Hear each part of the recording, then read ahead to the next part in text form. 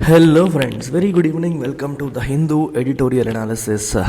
మన LTX UPSC infinity programme live and recorded మోడ్లో 5,000 రూపాయల డిస్కౌంట్తో 60,000కే మీకు అందుబాటులో ఉంది.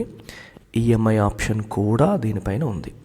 అయితే ఈ ఫీజు మీకు 20th ఫిబ్రవరి వరకు మాత్రమే వ్యాలిడ్. మీరు కాంటాక్ట్ చేయాల్సింది ఇక్కడున్న నెంబర్కి. ఆఫ్లైన్లో కూడా వైజాగ్, హైదరాబాద్లో మనం కోర్స్ అందిస్తున్నాం. ఇక్కడ కూడా 5,000 డిస్కౌంట్, 75 మీకు 70,000కి అందిస్తున్నాం. దీనిపైన కూడా ఈఎంఐ ఆప్షన్ అనేది ఉంది. ఈ ఫీజు కూడా 20th ఫిబ్రవరికి మాత్రమే వ్యాలిడ్. కోర్సు లైఫ్ టైం వ్యాలిడిటీతో మీకు లభిస్తుంది. ఇది మీరు కాంటాక్ట్ చేయాల్సిన number. And UPSC optionals, public administration, political science, sociology ఈ 3 నేను హ్యాండిల్ చేస్తున్నాను. Anthropology Srinivas sir, Telugu literature Seethapathi sir handle చేస్తున్నారు. సో 35,000 రూపీస్ కోర్స్ మీకు 30కి అందిస్తున్నాం. ప్లస్ 5,000 పర్ మంత్ పే చేసే ఈఎంఐ ఆప్షన్ కూడా ఉంది. సో 30,000 6 ఇన్స్టాల్మెంట్స్లో పే చేయొచ్చు.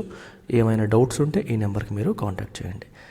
లైఫ్ టైం వ్యాలిడిటీ వస్తుంది. 20th ఫిబ్రవరి వరకు ఇది వ్యాలిడ్. సో మరి ఇవాళ ఆర్టికల్ వచ్చేసి బెంచ్ అండ్ బిగోట్రీ అన్నారు. బిగోట్రీ అంటే అర్థం ఏంటంటే మన ఒపీనియనే కరెక్ట్, మన ఫెయితే కరెక్ట్ అంటూ పక్కన వాళ్ళపైన ఒక ద్వేషభావాన్ని బిల్డ్ చేసుకోవడం. అంటే నేను హిందూయిజమే కరెక్ట్ అని చెప్పి ఇస్లాం పట్ల నెగిటివ్ యాటిట్యూడ్ బిల్డ్ చేసుకోవడం, లేదా ఇస్లామే కరెక్ట్ అని క్రిస్టియానిటీ పట్ల నెగిటివ్ యాటిట్యూడ్ బిల్డ్ చేసుకోవడం, దాన్ని బిగోట్రీ అంటాం. So it could be based on religion are it could be based on nationalism. నేను ఇండియన్సే గొప్ప వాళ్ళు, మిగిలిన వాళ్ళు అంత తక్కువ అని వేరే దేశానికి చెందిన వాళ్ళని మనం తక్కువగా చూసామనుకోండి, అగైన్ అది కూడా బిగోట్రీయే. సో హ్యావింగ్ ఏ ప్రిజుడైజ్డ్ ఒపీనియన్, ముందే ఒక ఒపీనియన్ ఫామ్ చేసేసుకొని ఒక నెగిటివ్ యాటిట్యూడ్తో ఉండడాన్ని మనం బిగోట్రీ అని చెప్పి అంటాం. సో బెంచ్ అనే పదం ఎందుకు వచ్చిందంటే ఇది ఒక సుప్రీంకోర్టుకి సంబంధించి ఒక కేసుకి సంబంధించిన అంశం. ధర్మాసనం అంటాం తెలుగులో, ఇంగ్లీష్లో బెంచ్ అని చెప్పి అంటారు. చూడండి, a judges appointment exposes the opaque collegium system. Opaque అంటే నాన్ ట్రాన్స్పరెంట్. ట్రాన్స్పరెంట్ అనే పదానికి ఆపోజిట్ ఒపేక్. ట్రాన్స్పరెన్సీ అంటే పారదర్శకత, ఉన్నది ఉన్నట్లుగా క్లియర్గా ఏం జరుగుతుందో చెప్పేది ట్రాన్స్పరెన్సీ. దానికి ఆపోజిట్ ఒపేక్. మీ గ్లాసుల్లో అంటారు చూడండి, opaque glass, transparent glass. Transparent గ్లాసులో ఎటువంటి చూస్తే అటువైపు ఏముందో కనిపిస్తుంది, ఒపేక్ అయితే కనిపించదు. So collegium system decision making అనేది ఎలా జరుగుతుంది అనేది ట్రాన్స్పరెంట్గా ఉండట్లేదు. వాళ్ళు వివరాలు పబ్లిక్ చేయరు, ఎందుకు ఎవరిని అపాయింట్ చేశారనే విషయాన్ని. సో అదే ప్రాబ్లం అక్కడ. సో ఒక జడ్జిని అపాయింట్ చేశారు ఇప్పుడు మద్రాస్ హైకోర్టులో. ఈ అపాయింట్మెంట్ అనేది కొలీజియం సిస్టంలో ఉన్న ఒపేక్నెస్ని ఎక్స్పోజ్ చేస్తుంది, నాన్ ట్రాన్స్పరెన్సీని ఎక్స్పోజ్ చేస్తుంది అన్నారు. The questionable elevation of advocate L Victoria Gowri as a judge of the Madras High Court epitomizes the problematic nature of the system of judicial appointment. So బేసిక్గా Victoria Gauri అనే ఆవిడ్ని elevate చేశారు. ఏమని elevate చేశారు? Madras high court జడ్జిగా elevate చేయడం అనేది జరిగింది. అయితే ఈవిడ్ని ఎలివేట్ చేసిన విధానం అనేది క్వశ్చనబుల్, అంటే ప్రశ్నించదగ్గది. అంటే దాంట్లో కొన్ని ఇష్యూస్ ఉన్నాయి. అంటే ఈవిడ యొక్క బ్యాక్గ్రౌండ్ అనేది కొంచెం కాంట్రవర్షియల్ బ్యాక్గ్రౌండ్ ఉంది. దాన్ని మద్రాస్ హైకోర్టు జడ్జిగా ఎలివేట్ చేస్తూ కొలీజియం సిస్టమ్ నిర్ణయం అనేది తీసేసుకుంది. దాన్ని యూనియన్ మినిస్ట్రీ కూడా అప్రూవల్ కూడా ఇచ్చేసింది. సో ఈ ఎలివేషన్ ఏదైతే ఉందో, తను ఎలివేట్ చేయడం ఏదైతే ఉందో, దిస్ ఎపిటోమైజెస్, ఇది దేన్ని ఎపిటోమైజ్ చేస్తుంది? The problematic nature of system of judicial appointment. Epitomise అంటే అర్థం ఏంటి? Be a perfect example of మన జ్యుడిషియల్ అపాయింట్మెంట్ సిస్టంలో ఉన్న ఇష్యూస్, ప్రాబ్లమ్స్కి ఇది ఒక పర్ఫెక్ట్ ఎగ్జాంపుల్ లాగా మనకి కనిపిస్తుంది. Okay, it's like A perfect example of the judicial problematic nature of our system of judicial appointment. It also portends a government-driven project to take over the bench through its favorites. ఇది ఇంకా దేన్ని signal చేస్తుంది? Portent అంటే be a signal of, right? Signal చేయడం అంటే ఇలా ఉండబోతోంది అని చెప్పడాన్ని పోర్టెంట్ అంటారు. Be a sign, be a signal, be a warning అని చెప్పొచ్చు. A government driven project to take over the bench through its favourites. So ఇక్కడ మీ కాన్సెప్ట్ ఎలా అర్థం చేసుకోవాలంటే, collegium system, Supreme Court collegium system అనేది రికమెండ్ చేస్తుంది జడ్జెస్ని ఎవరిని అపాయింట్ చేయాలి, ఎవరిని ప్రమోట్ చేయాలి, ఎవరిని ట్రాన్స్ఫర్ చేయాలి ఏంటని. ఈ రికమెండేషన్స్ అనేవి మనకి సెంట్రల్ గవర్నమెంట్కి వెళ్తాయి. సెంట్రల్ గవర్నమెంట్ వీళ్ళు ఎవరినైతే రికమెండ్ చేస్తుందో వాళ్ళపైన ఇంటెలిజెన్స్ బ్యూరోని ఉపయోగించి బ్యాక్గ్రౌండ్ వెరిఫికేషన్ చెక్ చేస్తారు. So if they raise no objections, వాళ్ళు అబ్జెక్షన్స్ అనేవి రైజ్ చేయకపోతే ఎవరైతే రికమెండ్ చేస్తారో వాళ్ళు ఓకే అయిపోతారు. ప్రజెంట్ జరుగుతున్న ప్రాబ్లం ఏంటి అంటే, కొలీజియం సిస్టమ్ ఒక ఇద్దరిని రికమెండ్ చేసింది అనుకుందాం, ఏ అండ్ బి. సెంట్రల్ గవర్నమెంట్కి ఏ ఇష్టం అనుకోండి, వెంటనే అప్రూవ్ చేస్తుంది, అంటే నో అబ్జెక్షన్స్ రైజ్ చేసి వెంటనే యాక్సెప్ట్ చేస్తుంది. ఈ రెండో వ్యక్తి సెంట్రల్ గవర్నమెంట్కి నచ్చలేదు అనుకోండి, నాంచుతోంది. It is neither saying yes nor saying no. అలా నాంచి టైం వేస్ట్ చేస్తుంది. ఒకవేళ సెంటర్ నో చెప్పింది అనుకోండి, అంటే నాకు అబ్జెక్షన్స్ ఉన్నాయి అని చెప్పింది అనుకోండి, అప్పుడు ఈ వ్యక్తి డీటెయిల్స్ మళ్ళీ కొలీజియంకి వెళ్తాయి. కొలీజియం మళ్ళీ ఒకసారి పునఃపరిశీలించి మళ్ళీ ఇతన్నే రికమెండ్ చేయొచ్చు. రెండోసారి రికమెండ్ చేసిన తర్వాత కూడా మళ్ళీ సెంట్రల్ గవర్నమెంట్ ఐడియల్గా అయితే యాక్సెప్ట్ చేయాలి, కానీ యాక్సెప్ట్ చేయకుండా నాంచుతూ సాగదీస్తుంది. సో ఇప్పుడు మీకు ఇలా దీని అర్థం ఏంటి, పేరుకి కొలీజియం సిస్టమ్ చేతిలో మొత్తం పవర్ ఉన్నప్పటికీ సెంట్రల్ గవర్నమెంట్ తనకు నచ్చిన వాళ్ళ పేరు రికమెండేషన్లు వస్తే వెంటనే ఓకే చేస్తుంది, నచ్చని వాళ్ళ పేరు వస్తే నాంచుతోంది, తేల్చట్లేదు. So it's like a government driven project to take over the bench through its favourites. Bench అంటే ఏంటి, ధర్మాసనం. అంటే మద్రాసు హైకోర్టు ధర్మాసనం కావచ్చు, సుప్రీంకోర్టు ధర్మాసనం కావచ్చు, అందులో ఉన్న జడ్జిలందరూ తన ఫేవరెట్స్, తనకు నచ్చిన వాళ్ళు, తనకు అనుకూలంగా ఉన్న వాళ్ళతో నింపేయాలి అనేది గవర్నమెంట్ యొక్క ప్రాజెక్ట్. ఆ ప్రాజెక్ట్ని ఇది మనకి ఇండికేట్ చేస్తుంది. ఇప్పుడు జరిగిన ఇన్సిడెంట్ అనేది, అంటే వాళ్ళకి నచ్చిన వాళ్ళైతే వెంటనే గవర్నమెంట్ ఓకే చేస్తుంది, నచ్చని వాళ్ళైతే సాగదీస్తుంది. సో అల్టిమేట్గా అతనికి నచ్చిన వాళ్ళు వచ్చినప్పుడే టిక్కులు పెడుతూ ఉంటుంది. సో మొత్తం అన్ని బెంచెస్లో కూడా గవర్నమెంట్కి నచ్చిన వాళ్ళే మనకి జడ్జిలుగా ఉండే పరిస్థితి అనేది వస్తుందన్నమాట. దాన్ని ఇప్పుడు జరిగిన ఇన్సిడెంట్ అనేది మనకి సిగ్నల్ చేస్తుంది అని అర్థం. Right. Miss Gauri, whose unabashed prejudice against minorities became evident when her past speeches and interviews came to light after her name was approved by the Supreme Court, was sworn in at an oath-taking ceremony organized with great dispatch. Okay. Gauri గారు ఈవిడనే elevate చేశారు. Who's అన్అబాష్డ్ prejudice అంటే preconceived notion, అంటే ముందే form చేసుకున్న ఒపీనియన్స్ని, నోషన్స్ని prejudice అంటారు. Against minorities పట్ల దీనికి ఒక negative kind of mind set ఉంది. వాళ్ళని డినౌన్స్ చేస్తూ, వాళ్ళని తక్కువ చేస్తూ, వాళ్ళని క్రిటిసైజ్ చేస్తూ తిని మాట్లాడుతూ ఉంటుంది. అన్అబాష్డ్ అన్నారు.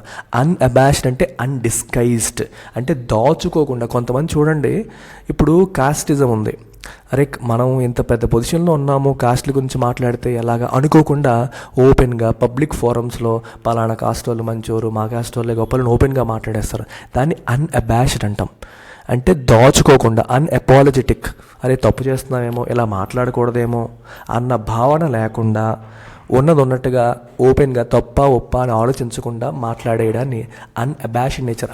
డిస్గైజ్ అంటే దాయడం, ఎటువంటి దాపరికం లేకుండా ప్రిజుడిస్ని ఎక్స్ప్రెస్ చేస్తుంది. ప్రిజుడిస్ అంటే తనకున్న నెగిటివ్ వ్యూస్ని రకరకాల స్పీచెస్లో తను కక్కేసేది. దే బికేమ్ ఎవిడెంట్ అంటే అపరెంట్, బయటికంతా కనిపించేసాయి. ఎప్పుడు వెన్ హెర్ పాస్ట్ స్పీచెస్, తన యొక్క speeches and interviews came to light, అవన్నీ లైమ్ లైట్లోకి వచ్చాయి. ఎప్పుడు her name was approved by supreme. తన పేరుని సుప్రీంకోర్టు ఎప్పుడైతే అప్రూవ్ చేసిందో తర్వాత తన పాత స్పీచ్లు కావచ్చు, తన ఇంటర్వ్యూలు కావచ్చు, అన్నీ కూడా ఒక్కసారిగా వెలుగులోకి వచ్చాయి. అండ్ తను now she was sworn in at an oath taking ceremony organised with great dispatch అంటే అర్థం ఏంటి, విత్ గ్రేట్ ఎఫిషియన్సీ లేదా విత్ గ్రేట్ అర్జెన్సీ, అంటే క్విక్గా. ఇంకెలా నేమ్ వచ్చిందో లేదో వెంటనే తను ఓకే చేయడం అయిపోయింది. వెంటనే ఓత్ టేకింగ్ సెరమనీ కూడా టక చాలా ఫాస్ట్గా జరిగిపోయాయి అని అర్థం. రైట్, చాలా ఫాస్ట్గా జరిగిపోయాయి అని అర్థం అనమాట. Earlier the union law ministry had processed the recommendation concerning a set of candidates with extraordinary speed not displayed in other cases. దీనికి ముందు ఏం జరిగింది, first the union law ministry had process the recommendation అనేది first లా మినిస్ట్రీకి వెళ్తుంది collegium నుంచి.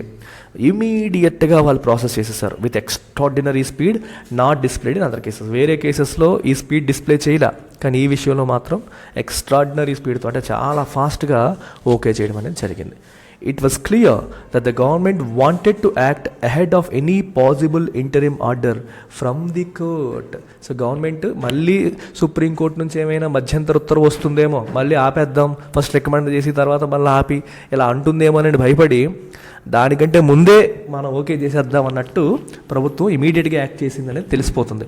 Which had agreed to hear petitions from a group of lawyers against her appointment.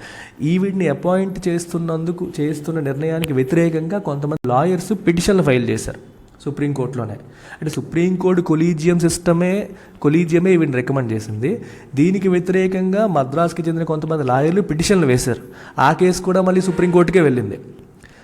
Right, మరి supreme court తన కొలీజియమే ఇచ్చిన రికమెండేషన్ని అదే సుప్రీంకోర్టు తప్పుపడుతుందా? Nobody knows. కేసు వేసినప్పటికీ క్లారిటీ లేదు. మళ్ళీ కోర్టు ఏమైనా స్టే ఇచ్చేస్తుందేమోనని డౌట్ పడి వెంటనే మన గవర్నమెంట్ అనేది టకటక ఓత్ టేకింగ్ సెరమనీ కూడా కండక్ట్ చేసింది. In the process, the government ignored a specific recommendation that R. John Satyan, an advocate whose candidature was earlier opposed by the ministry, be appointed first. So బేసికల్గా are John సత్యాన్ని first appoint చెయ్యాలి అనే recommendation అనేది ఉంది. దాన్ని government పట్టించుకోలేదు, దాన్ని ignore చేసింది అని చెప్పొచ్చు. It is a clear message that the present regime would pick and choose among those approved by the collegium in a manner informed by its political preferences. మనకి ఇప్పుడు ఏది క్లియర్గా తెలిసిపోతుంది? క్లియర్గా మనకు ఒక మెసేజ్ అనేది వస్తుంది. ఏంటది? కొలీజియం సిస్టమ్ ఎవరినైతే రికమెండ్ చేస్తుందో ఆ రికమెండ్ చేసిన వాళ్ళలో యూనియన్ గవర్నమెంట్ అనేది వుడ్ పిక్ అండ్ చూజ్, వాళ్ళకి నచ్చిన వాళ్ళని పిక్ చేసుకుంటుంది, చూస్ చేసుకుంటుంది అనే విషయం క్లియర్గా కనిపిస్తుంది. ఎలా, దేన్ని బేస్ చేసుకుని? In a manner informed by its political preferences. తన రాజకీయ ప్రిఫరెన్సెస్ని బేస్ చేసుకుని, రాజకీయంగా మన భావజాలంతో, మన ఐడియాలజీతో ఎవరు దగ్గరగా ఉన్నారో చూసుకొని అలాంటి వాళ్ళని పిక్ చేసుకొని వెళ్తుంది అనేది క్రిస్టల్ క్లియర్గా మనకు కనిపిస్తుంది. That the government repeatedly has its way indicates that the conflict over the appointment process has reached a stage in which the collegium is constantly under pressure to yield to the executive's position on individuals if any meaningful progress is to be made on the perennial process of filling up vacancies. చూడండి, that the government repeatedly has its way. అంటే have your way అంటే అర్థం ఏంటి? నువ్వు అనుకున్నదే అవ్వడం. So మనకి ఇప్పుడు ఏం కనిపిస్తుంది? That the government repeatedly has its way, తాను అనుకున్నదే జరుగుతోంది. ఇదేం ఇండికేట్ చేస్తుంది? That the conflict over appointment process విషయంలో ఉన్న కాన్ఫ్లిక్ట్ అనేది హ్యాస్ రీచ్డ్ ఎ స్టేజ్, ఒక పర్టికులర్ స్టేజ్కి రీచ్ అయింది. ఎటువంటి స్టేజ్? In which the collegium is constantly under pressure. అంటే కొలీజియంని నువ్వు ప్రెషర్లో పెట్టేస్తుంది government to yield to the executive's position. Yield అంటే సబ్మిట్, యాక్సెప్ట్, లొంగిపోవడం, యాక్సెప్ట్ చేసేయడం. నీ మాట నా మాట అంటే నా మాటకు నువ్వు లొంగేలా చేయడం. ఎగ్జిక్యూటివ్ యొక్క పొజిషన్కి రైట్ మన కొలీజియం ఈల్డ్ అయ్యేలాగా, సబ్మిట్ అయిపోయేలాగా. సబ్మిట్ అంటే మన ప్రాజెక్ట్ సబ్మిట్ చేసాం, ఆ సబ్మిట్ కాదమ్మా. సబ్మిట్ అంటే లొంగిపోవడం అనే మీనింగ్ ఉంది. On individuals if any meaningful progress is to be made on perennial process of filling up వేకెన్సీస్ని ఫిల్అప్ చేయడం అనేది ఒక పెరెనియల్ ప్రాసెస్, అది నిరంతరం జరుగుతుండే ప్రక్రియ. ఆ ప్రక్రియలో మీనింగ్ఫుల్ ప్రోగ్రెస్ అనేది, పురోగతి అనేది నీకు కావాలి అంటే మేము చెప్పినట్టుగా మీరు వింటే, మాకు నచ్చిన వాడిని మీరు రికమెండ్ చేస్తే మేము వెంటనే ఓకే చేస్తాం, మీకు వేకెన్సీలు ఫిల్ అవుతాయి. మాకు నచ్చిన వాడిని మీరు రికమెండ్ చేశారనుకోండి, మేము ఓకే చెయ్యం, అలా వెయిట్ చేస్తూ ఉంటుంది. మేము అబ్జెక్షన్స్ రైజ్ చేస్తూ ఉంటాం, అలా స్టక్ అయిపోతూ ఉంటుంది. ఇది కదా. ఈ రకంగా ప్రభుత్వం తను అనుకున్నది, ఇట్ ఈస్ హ్యావింగ్ ఇట్స్ వే, తను అనుకున్నది సాధించుకుంటుంది. పవర్ చేతిలో లేదు కానీ టెక్నికల్గా ఇలా సుప్రీంకోర్టు కొలీజియంని ప్రెషర్లో పెడుతూ తను అనుకున్నది సాధించుకుంటుంది. The challenge to miss Gauri's appointment was on the ground that had there been effective consultation and relevant information placed before the collegium, her appointment may not have materialized. Okay, ఈ గౌరీ గారి అపాయింట్మెంట్ విషయంకి ఛాలెంజ్ చేశారు కొంతమంది. Challenge చేసి సుప్రీంకోర్టులో case file చేశారు. Supreme court తీర్పు కూడా ఇచ్చేసింది. ఏమని? కొలీజియం సిస్టమ్ డెసిషన్ విషయంలో మేము ఇంటర్ఫియర్ అవ్వము, ఎందుకంటే సుప్రీంకోర్టు 3 సీనియర్ మోస్ట్ జడ్జెస్ తీసుకున్న నిర్ణయం అది. దాంట్లో మేము ఎలాగ ఇంటర్ఫియర్ అవుతాము, మేము ఇంటర్ఫియర్ అవ్వము, వాళ్ళు ఇవన్నీ కన్సిడర్ చేసే డెసిషన్ తీసుకొని ఉంటారు, so we will not interfere అని చెప్పేశారు. ఆల్రెడీ తీర్పు కూడా వచ్చేసింది. అయితే ఈ అపాయింట్మెంట్కి ఈ ఛాలెంజ్ చేసిన లాయర్స్ ఏమన్నారంటే, ఏ రకంగా ఛాలెంజ్ చేశారు? ఆన్ ద గ్రౌండ్ అంటే కారణం. ఏ కారణం మీద వాళ్ళు ఛాలెంజ్ చేశారంటే, had there been effective consultation and relevant information placed before the collegium ముందు రిలవెంట్ ఇన్ఫర్మేషన్ అంటే ఈవిడ ఇంతకుముందు ఇలా మాట్లాడింది, కాంట్రవర్షియల్గా ఉంటాయి ఈవిడ వ్యూస్ అనే విషయం అంతా కొలీజియం ముందు పెట్టి ఉంటే, లేదా కొలీజియం సిస్టమ్ ఈవిడ్ని రికమెండ్ చేయాలా వద్దని వేరే జడ్జిల్ని కానీ లాయర్లు కానీ కన్సల్ట్ చేసి ఉంటే తన అపాయింట్మెంట్ అనేది జరిగేది కాదు. ఎందుకంటే తనకంతా నెగిటివిటీ ఉంది. తోటి లాయర్స్ నెగిటివ్గానే చెప్తారు. అలాగే ఈ రిలవెంట్ ఇన్ఫర్మేషన్ మైనారిటీస్కి వ్యతిరేకంగా ఆవిడ మాట్లాడిన మాటలు, స్పీచెస్ అనేవి ఓపెన్ అయితే ఆవిడని యాక్సెప్ట్ చేసే వాళ్ళే కాదు. ఈ మన 3 సీనియర్ మోస్ట్ జడ్జెస్కి ఈ విషయం తెలియకపోవచ్చు, అందువల్లే ఇది జరిగి ఉంటుంది అనేది point. Further, by her speeches denouncing Christians and Muslims, she had rendered herself ineligible to act without fear or favor, and that she could not be expected to dispense justice without discrimination on the ground of religion. Muslims patla, Christians patla తను ప్రవర్తించిన తీరు, ఇంతకుముందు తను ప్రవర్తించిన తీరు కావచ్చు, తన speeches కావచ్చు, తను వాళ్ళని డెనౌన్స్ చేస్తూ వచ్చింది. అంటే పబ్లిక్గా వాళ్ళని తప్పుపడుతూ, పబ్లిక్గా వాళ్ళకి వ్యతిరేకంగా మాట్లాడడం అనేది జరిగింది. దీన్ని బట్టి మనం ఏం చెప్పొచ్చు? తను వితౌట్ ఫియర్ ఆర్ ఫేవర్. ఇప్పుడు చూడండి, ఒక judge should act without fear అంటే ఒక భయం, రాగద్వేషాలకి అంటారు. భయంతో యాక్షన్ తీసుకోకూడదు. ఫేవర్ అంటే ఒకరికి సహాయం అంటే ఒకరి వైపు ప్రిజుడైస్గాను ఉండకూడదు. కానీ ఇప్పుడు మీకు ఇక్కడ ఏం తెలుస్తుంది? ఇంతకుముందు వాళ్ళకి వ్యతిరేకంగా తను ఇచ్చిన స్పీచ్లు బట్టి మీకు ఏం అర్థమవుతుంది? తను without fear and favour act చేయగలుగుతుందని చెప్పి మనం చెప్పలేం. ఇన్ఎలిజిబుల్. ఆవిడ స్పీచెస్ అన్నీ కూడా హ్యావ్ రెండర్డ్ అంటే మేడ్ హర్ సెల్ఫ్ ఇన్ఎలిజిబుల్, తన్ని ఇన్ఎలిజిబుల్ చేసేసాయి. And that she could not be expected to dispense justice without discrimination. Dispense అంటే ఏంటి? జస్టిస్ని డెలివర్ చేయడం. Without discrimination on the ground of religion. అంటే రిలీజియస్ డిస్క్రిమినేషన్ లేకుండా ఆవిడ జస్టిస్ డెలివర్ చేస్తుంది అని మనం నమ్మలేం. జస్టిస్ డెలివర్ చేయలేదు బికాజ్ షీఈస్ ప్రిజుడైజ్డ్. ఒకవైపు ఒక ప్రీ కన్సీవ్డ్ ఒపీనియన్స్తో తను ఉంది, ముందే ఫామ్ చేసుకున్న ఒపీనియన్స్తో తను ఉంది. However the bench rightly rejected the petitions, observing that it cannot revisit the suitability of any appointee after the collegium had decided on it. మీకు చెప్పాను వీళ్ళు లాయర్స్ కేసు వేశారని. సో సుప్రీంకోర్టు బెంచ్ ఏం చెప్పేసిందంటే పిటిషన్స్ రిజెక్ట్ చేసేసింది, కరెక్ట్గానే reject చేసింది. Observing that it cannot revisit the suitability of appointee. Collegium decide చేసిన తర్వాత అతను ఆ అపాయింటీ సూటబులా కాదని మేము డిసైడ్ చేయలేము అని చెప్పేసింది. The court on the judicial side could not possibly have gone into a choice made by its top 3 judges. Obviously కదా, టాప్ 3 జడ్జెస్ నిర్ణయించిన ఒక వ్యక్తి విషయంలో వీళ్ళు ఇన్వాల్వ్ అయిపోయి దిగిపోయి ఆ విషయంలోకి వాళ్ళు వెళ్ళలేరు. Indeed, it made no sense to refer the collegium's decision to a bench for review. ఆబ్వియస్గా అసలు సెన్సే లేదు. కొలీజియం తీసుకున్న నిర్ణయాన్ని ఇంకో బెంచ్కి రిఫర్ చేయడం అనేది అన్నెసరీ. రివ్యూ కోసం బెంచ్కి రిఫర్ చేయడం అనేది useless. It is apparent that the state government two had not flagged her extreme views. ఇంకో విషయం మన క్లారిటీ ఏంటంటే స్టేట్ గవర్నమెంట్ కూడా తన యొక్క ఎక్స్ట్రీమ్ వ్యూస్ని ఫ్లాగ్ చేయలేదు. ఫ్లాగ్ అంటే మార్క్ ఫర్ అటెన్షన్. చూడండి, కొంచెం ఈవెన్ ఎలివేట్ చేస్తున్నారు, దీని యొక్క వ్యూస్ కొంచెం ఎక్స్ట్రీమ్ ఉన్నాయి, మీరు చూసుకోండి అని వాళ్ళు కూడా తన వ్యూస్ని మార్క్ చేయలేదు. అటెన్షన్. ఇప్పుడు చూడండి, నేను ఇలా రాస్తున్నాను చూడండి, this is called flagging, I marking this for attention అలాగనమాట. అలా వాళ్ళు కూడా చేయలేదు. While political affiliation should not disqualify anyone from judicial office.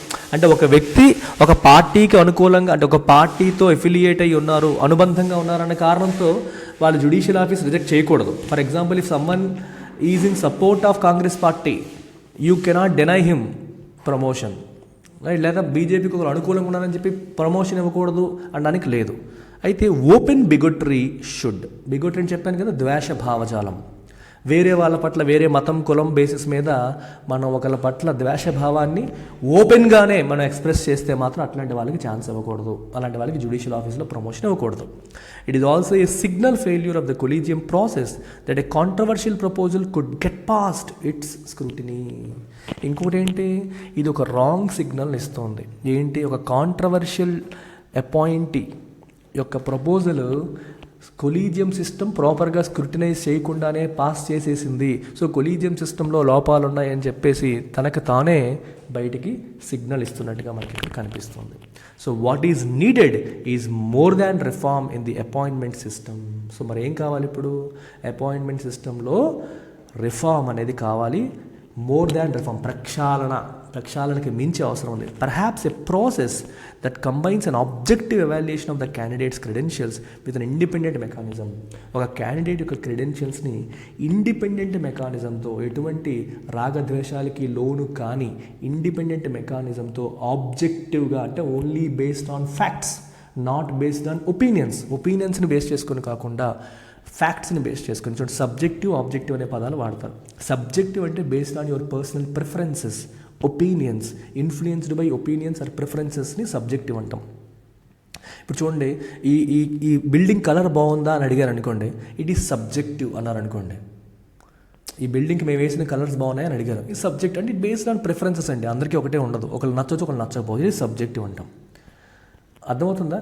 ఈ బిల్డింగ్లో ఎన్ని ఇటుకలు వాడారు అన్నారు అనుకోండి, ఆ ఆన్సర్ అందరిది ఒకటే వస్తుంది, అది ఆబ్జెక్టివ్. ఆబ్జెక్టివ్ అనేది ఒపీనియన్స్ ప్రిఫరెన్సెస్తో సంబంధం లేకుండా ఫ్యాక్చువల్ డేటా మీద బేస్ చేసిందని ఆబ్జెక్టివ్ అంటాం. మన చీఫ్ మినిస్టర్ ఎవరు? జగన్మోహన్ రెడ్డి. అదేంటి?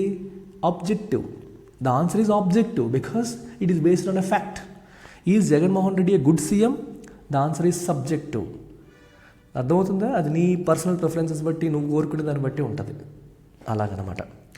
So objective evaluation of the candidate's credentials independent మెకానిజంతో జరగాలి, which ensures public scrutiny of their suitability. అలాగే పబ్లిక్ స్క్రూటినీ ఆఫ్ దేర్ సూటబిలిటీని కూడా ఎన్ష్యూర్ చేయాలి, అంటే పబ్లిక్కి కూడా ఛాన్స్ ఇవ్వాలి. What is in place at present, అయితే ప్రస్తుతం ఉన్నదేంటి? Is an opaque, non transparent, closed door, open కాదు, 4 గోడల మధ్య వాళ్ళు డిసైడ్ చేసేది, కన్సెన్సస్ బిల్డింగ్, అంటే ఆ ముగ్గురు మధ్య ఏకాభిప్రాయం వస్తే చాలు. That could leave room for unhealthy compromises. దానివల్ల ఏమవుతుంది, కొన్నిసార్లు అన్హెల్దీ కాంప్రమైజెస్కి స్పేస్ అనేది వచ్చేస్తుంది. That could leave room. చూడండి, ముగ్గురు సీనియర్ మోస్ట్ జడ్జిలు ఉన్నప్పటికీ తప్పు జరిగిపోయింది, ఎందుకంటే అది ఓపెన్నెస్ లేదు. ఓపెన్నెస్ ఉందనుకోండి, ఎవడో ఒకడు ఫ్లాగ్ చేస్తాడో, ఈ వీడిని ఎలా చేస్తారని చెప్పి ఎవడో క్వశ్చన్ చేసినప్పుడు నువ్వు మళ్ళీ రివ్యూ చేస్తావు. సో నీకు ఇన్ఫర్మేషన్ లేకపోవచ్చు, తెలియకపోవచ్చు, మీ ముగ్గురికి ఇన్ఫర్మేషన్ లేక మీరు ఓకే చేసేయచ్చు. ఇట్లాంటి రిస్కులు అనేవి ప్రజెంట్ ఉన్న కొలీజియం సిస్టంలో ఉన్నాయి అనేది మనకి ఇక్కడ కనిపిస్తుంది. సరేనమ్మా? రైట్. ఇంగ్లీష్ ఇంప్రూవ్ చేసుకోవాలనుకున్న వాళ్ళు మన ఇంగ్లీష్ ఇన్ఫినిటీలో జాయిన్ కావచ్చమ్మా. వొకాబులరీ ఫ్రమ్ ద హిందూ కూడా మనం ఇప్పుడు ఇంగ్లీష్ ఇన్ఫినిటీలో భాగంగా కవర్ చేస్తున్నాం. సో 3000 రూపీస్కి అందిస్తున్నాం లైఫ్ టైం వ్యాలిడిటీతో. And this is useful for all competitive exams. ఇది మీరు కాంటాక్ట్ చేయాల్సిన number. Take care, bye by.